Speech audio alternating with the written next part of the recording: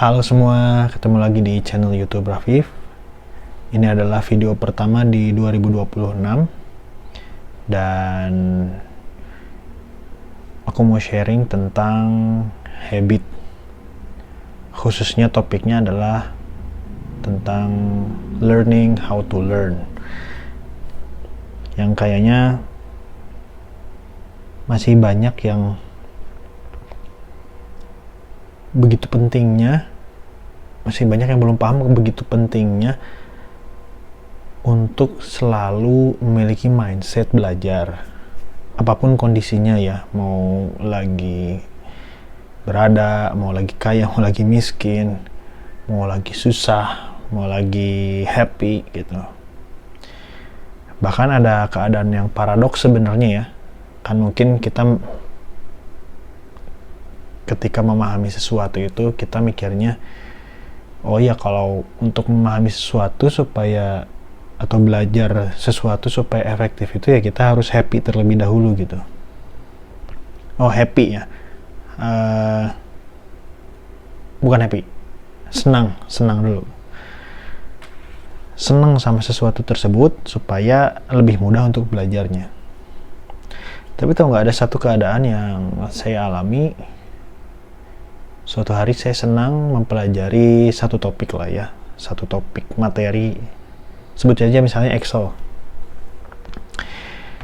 Saya senang tuh ngulik rumus-rumus yang ada di Excel, kemudian penasaran lah ya dengan bikin table yang complicated dan akhirnya bisa bikin formula gitu kan yang bisa dipakai dan dihitung secara automatically.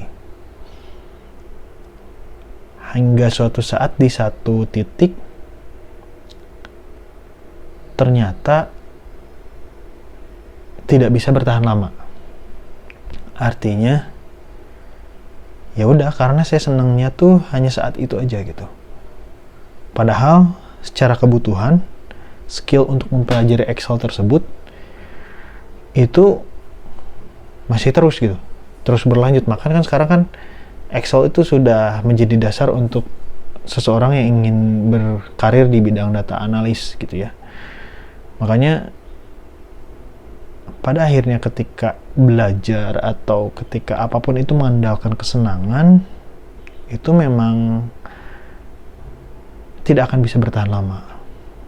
Jadi malah karena senang itu nggak tekun gitu mempelajari atau menguliknya gitu.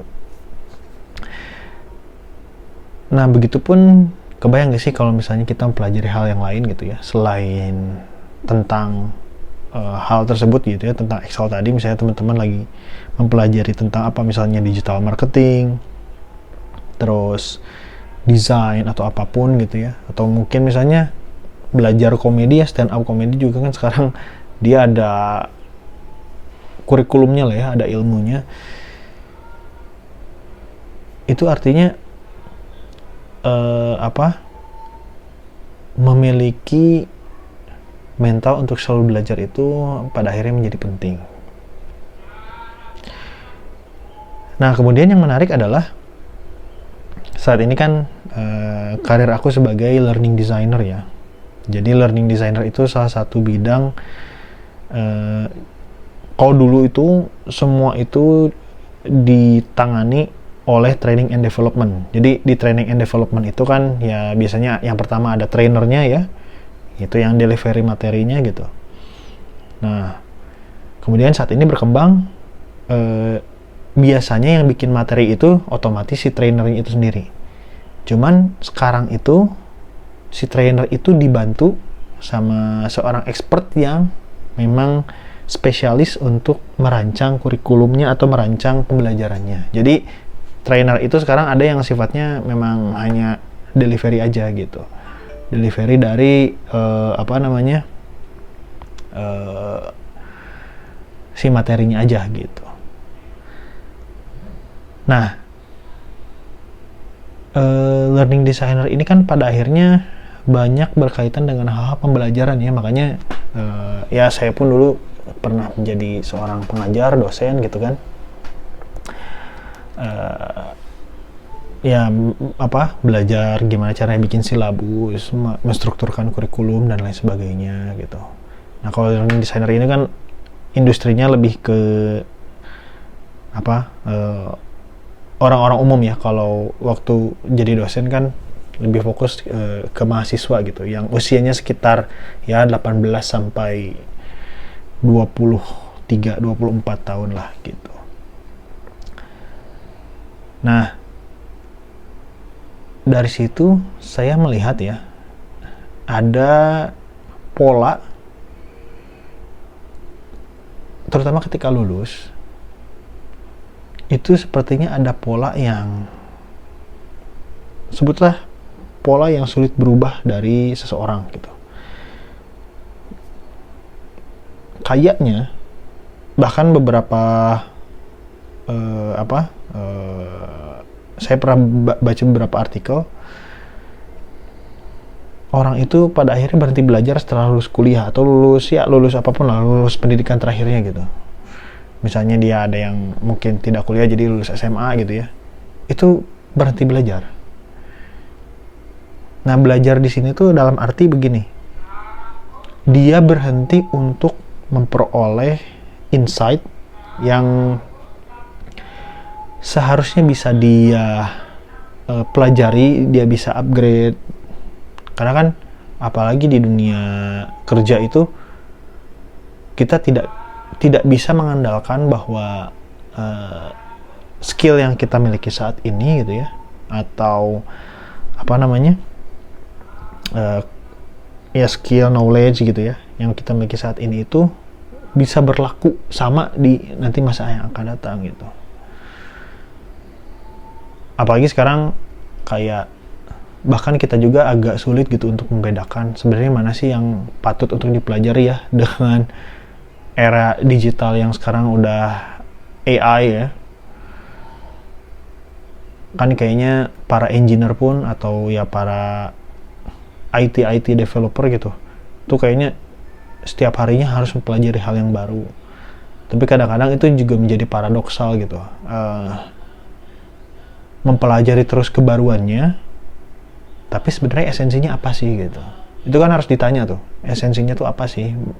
Kayak nanti ada tools baru, sekarang ada ChatGPT, nanti ada misalnya Gemini, nanti ada DeepSeek, nanti mungkin ada AI yang versinya lebih canggih lagi gitu.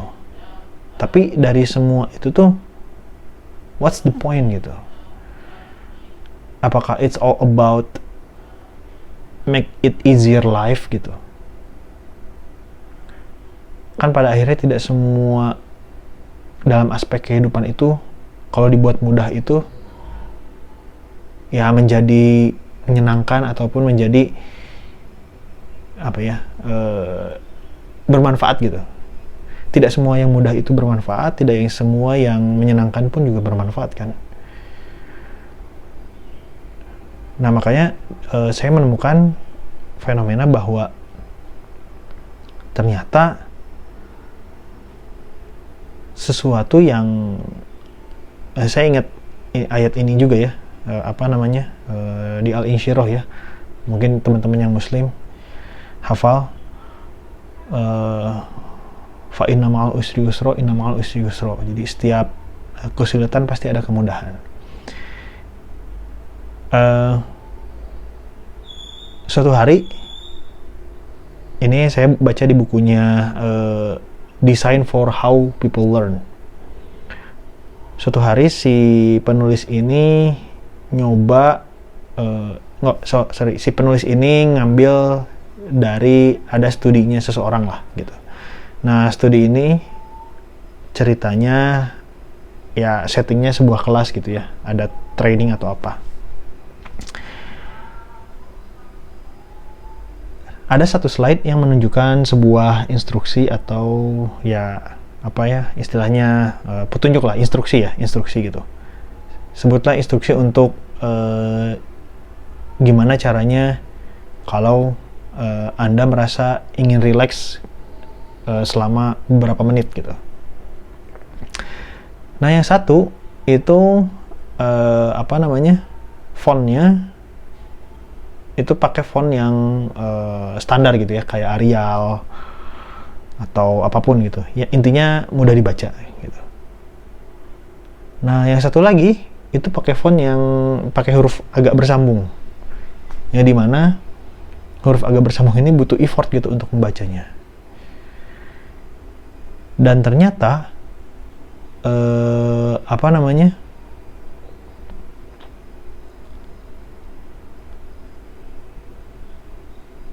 Si yang sedang melakukan studi ini mengira kalau pakai font yang mudah terbaca itu mereka akan dengan mudah untuk perform gitu, atau ya maksudnya mudah dapat insight-nya gitu. Dan yang sulit dibaca itu akan, ya intinya dia mau ngetes gitu, yang sulit dibaca itu akan sulit juga untuk di-performkan gitu. Ternyata hasilnya adalah ya sebagian besar itu malah mengingat slide yang sulit dibaca. Jadi karena lebih effort ya, lebih sulit gitu, dia lebih ingat gitu, dan dia akhirnya dapat experience-nya gitu. Makanya learning design juga mempertimbangkan yang namanya experience, how to learn-nya gitu. Mungkin kan dulu kalau jadi trainer gitu ya termasuk saya pun sekarang masih belajar lah gitu ya jadi trainer tuh, kan kita mikirnya trainer yang oke itu adalah trainer yang sukses, itu adalah trainer yang keren gitu, maksudnya secara personalnya keren, personal brandingnya keren gitu. Terus misalnya ada definisi bahwa trainer yang keren itu adalah materinya mudah dipahami gitu. Sebenarnya mudah dipahami itu adalah pesan atau kesan yang didapatkan oleh audiens gitu. Tapi bukan berarti menyengaja si kontennya itu dari sisi trainernya itu buat ini idealnya ya, bukan jadi dikurangi manfaatnya gitu. Kan kadang-kadang gini ya, misalnya gini, ada satu framework atau ada satu teori, ya intinya kalau mau paham tentang teori ini tuh harus dipahami dulu, belajar A dulu, B dulu, C dulu, D dulu, E dulu gitu. Makanya kan kalau di kuliah itu, misalnya kalau kita mau ngambil mata kuliah statistik misalnya gitu ya, kemudian ada statistik 2 misalnya. Nah, syarat untuk bisa ngambil statistik 2 itu syaratnya harus lulus dulu statistik 1 gitu kan, di beberapa kampus kayak gitu ya. Nah, beberapa ilmu itu ada yang seperti itu, dan bahkan ya sebisa mungkin hal itu jangan dilanggar lah gitu sama ya seorang pendesain kurikulum, learning designer gitu, karena ini tahapan-tahapan gitu supaya jangan ada nantinya ketika mereka paham sesuatu itu ada yang miss, mereka nggak paham konteks, terus macam-macam lah, karena efeknya bisa cukup berbahaya dan cukup fatal gitu. Ya contoh aja misalnya kalau misalnya belajar matematika kita langsung ke perkalian gitu ya, nggak mulai dari pertambahan atau pengurangan, itu kan bakal yang pertama nggak akan dapat experience-nya, yang kedua secara praktisnya kan memang harus dipraktis dari yang tambahan dan pengurangan terlebih dahulu gitu.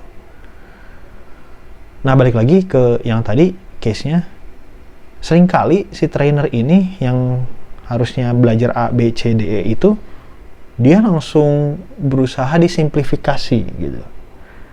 Mungkin maksudnya baik, tapi pada akhirnya apalagi misalnya audiensnya adalah awam gitu ya terhadap bidang tersebut, itu menjadi ya mohon maaf agak sesat gitu untuk bisa menyampaikan hal tersebut. Nah, emang challenging-nya sebagai seorang trainer itu selain harus menarik, bobot materinya harus bisa dipertanggungjawabkan gitu. Dan makanya kalau di lingkungan akademik sih hal seperti ini cenderung aman ya, karena di akademik kan ada yang namanya QA ya, quality assurance atau apa sih, penjaminan mutu lah ya. Itu yang kan yang melihat apa kurikulum itu berkualitas atau tidak kan. Dan bahkan setiap tahun tuh direview gitu kurikulum tuh gitu.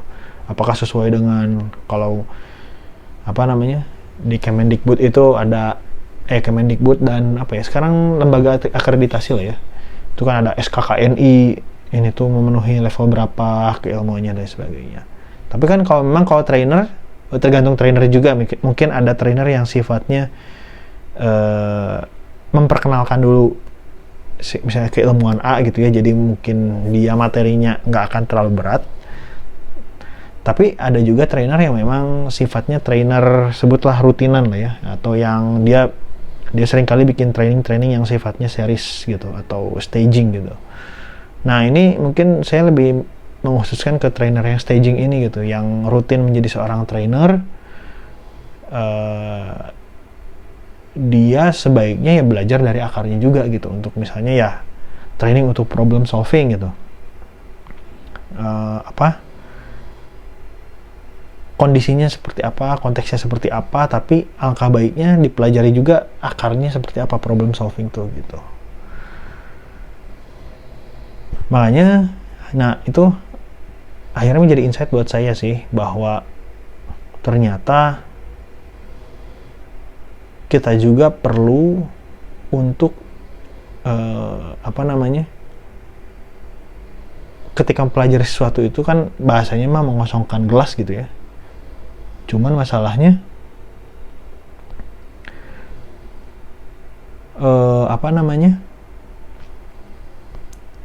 mengosongkan gelas itu juga sebenarnya menurut saya bukan istilah yang kurang tepat ya, tapi lebih ke gimana caranya kita bisa unlearn istilahnya tuh. Makanya ketika mempelajari sesuatu, saya baru paham gitu kenapa adab itu di atas ilmu gitu. Kalau di beberapa literatur atau di buku-buku gitu yang saya baca, istilah adab itu seringkali attitude lah ya, atau manner gitu. Nah ketika kita mau pelajari sesuatu yang baru itu, kita tuh harus memunculkan manner atau attitude yang baru juga gitu, atau adab yang baru juga. Makanya nah seringkali termasuk saya gitu ya, kadang-kadang suka latah gitu. Kalau dalam bekerja itu pengennya kan ada otomatisasi ya.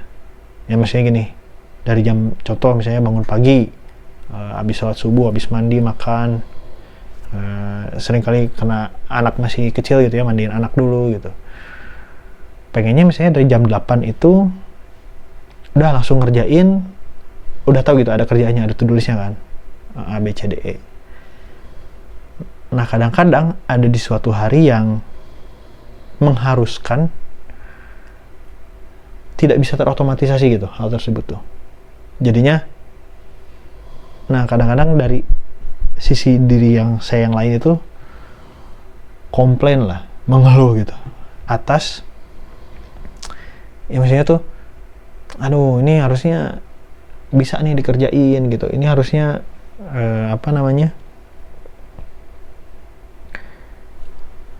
ya intinya harusnya bisa selesai terus terotomatisasi lah gitu. Ya kita pengennya ya udahlah, yang penting kerjaan beres gitu. Jadi kita lupa untuk mempelajari hikmah kerja ini tuh, kita bisa dapat apa sih, dapat ilmu apa sih, insight apa sih. Makanya kebayang habit seperti itu kalau ke bawah gitu ya, kalau saya nggak unlearn, kalau suatu hari misalnya saya dapat kesempatan dari kantor saya atau dari project saya untuk training, mengikuti kelas tertentu gitu ya, yang padahal harusnya bisa dapat ilmu gitu, karena mindsetnya masih kayak tadi, pada akhirnya ikut training itu for the sake of work juga gitu. Yang penting ikut training ini kan diikutin sama kantor gitu. Yang penting ini aja lah, formalitas aja lah gitu. Dan ketika sudah seperti itu, udah, itu adalah ciri bakal agak sulit untuk dapat pengalaman yang optimal gitu untuk belajar gitu. Bahkan seringkali pada akhirnya kita malah ya udah nihil aja gitu. Walaupun kesempatan ada di depan mata, tapi kalau kitanya tidak siap untuk membuka peluang tersebut, pada akhirnya kesempatan itu hanya omong kosong belaka gitu. Dan itulah juga yang akhirnya memberikan saya insight bahwa unlearn itu juga memberikan pelajaran dan menjadi tanda bahwa seberapa besar sih motivasi saya gitu ya, untuk hidup, untuk kerja, untuk produktif dan lain sebagainya gitu. Dan ya disitulah sebenarnya yang semakin menantang, apalagi di usia menjelang 30-an lah ya. Kadang-kadang suka ketahan ego gitu, apalagi kalau misalnya punya tim yang lebih junior gitu. Padahal kita bisa pelajari banyak hal gitu dari si tim junior ini kan. Tuh kita udah ngasih barrier duluan karena kita nggak unlearn gitu.